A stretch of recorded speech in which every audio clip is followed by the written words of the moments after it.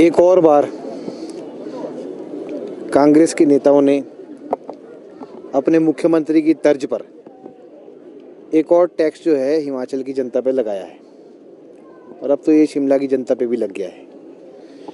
और जब मुख्यमंत्री जी बार बार कहते थे कि भाई टॉयलेट टैक्स एग्जिस्ट नहीं करता है, तो आज इनके महापौर जी ने दिखा दिया है कि वो एग्जिस्ट करता है और भारतीय जनता पार्टी झूठ नहीं बोल रही थी। हम इस प्रकार के मुद्दे उठाना नहीं चाहते, पर कांग्रेस के नेता हमें मजबूर कर देते हैं कि हम जनता की आवाज़ बनकर सामने आए।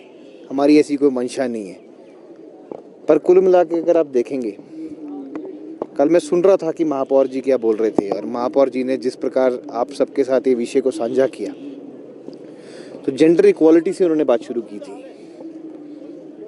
पर जेंडर इक्वालिटीज के साथ आप जनता के ऊपर एक बोझ भी डालने का प्रयास कर रहे हैं और साथ में आप लोकल, जहाँ पे इन्होंने 30 या 32 शौचालयों का जिक्र किया, वहाँ पर ये जो टैक्स लगाएंगे, वहाँ पर जो व्यवसाय, वहाँ पे जो कर्मचारी काम कर रहे हैं और वहाँ पे जो लोग आते हैं, उनको आप असुविधा भी दे रहे हैं। जिस व्यक्ति की दुकान वहाँ पर है और वो 12 घंटे उस दुकान में दुकानदारी करता है, तो उसके ऊपर एक प्रकार का इसको टैक्स ही माना जाए, शुल्क बोलने का प्रयास कर रहे हो। जेंडर इक्वालिटी दोनों प्रकार से हो सकती थी। आप महिलाओं के ऊपर जो आप 5 रुपए का शुल्क लगाते हैं शौचालय का, वो कम भी कर सकते थे। और जो जनता के लिए बनी हुई बॉडीज़ होती है, चाहे वो लोकल बॉडीज़, म्यूनिसिपल कॉरपोरेशन हो, चाहे नगर परिषद हो या सरकार हो, आपका परमो धर्म ये होता है कि आप जन सेवा कर सकें। तो अच्छा होता कि अगर आप महिलाओं के ऊपर जो 5 रुपए का शुल्क लगता है उसको आप रोल बैक करते, तो स्वागत योग्य होता। पर आप जो है वो एक स्कैनर लगा के वहाँ पे जो टूरिस्ट आ रहा है उसको भी अगर आप इस प्रकार का टैक्स लगा के शर्मिंदा करके आप गूगल स्कैनर से बोलेंगे आप 5 रुपये गूगल पे कीजिए, तो उसके ऊपर क्या होगा। एक जगह जो है वो शिमला और हिमाचल प्रदेश जो है वो अच्छे टूरिज़्म के लिए लड़ रहा है। टूरिज़्म के लिए फैसिलिटीज़ आप जनरेट नहीं कर पा रहे हैं। टूरिस्ट धीरे धीरे घट रहा है और ये तो कुदरत की देन थी कि बर्फ़ पड़ी और टूरिस्ट बढ़ गया। पर आप इस प्रकार के जो तुगलकी फरमान निकालेंगे तो अच्छा नहीं है। इसके ऊपर मैं सुन रहा था कि आपने हाई कोर्ट का जिक्र भी किया। हम आदरणीय हाई कोर्ट का जो है वो पूरा मान सम्मान करते हैं, पर हाई कोर्ट ने जेंडर इक्वालिटी की बात की थी और जेंडर इक्वालिटी में मैंने आपको रास्ता बता दिया था कि आप 5 रुपये जो महिलाओं से ले रहे थे उसको आप वापस ले लीजिए ना। उसमें क्या घटेगा आपका? कुछ नहीं घटेगा। पर आपको 5 रुपये पुरुषों के जो है उस शौचालय पर लगाने की आवश्यकता पड़ेगी।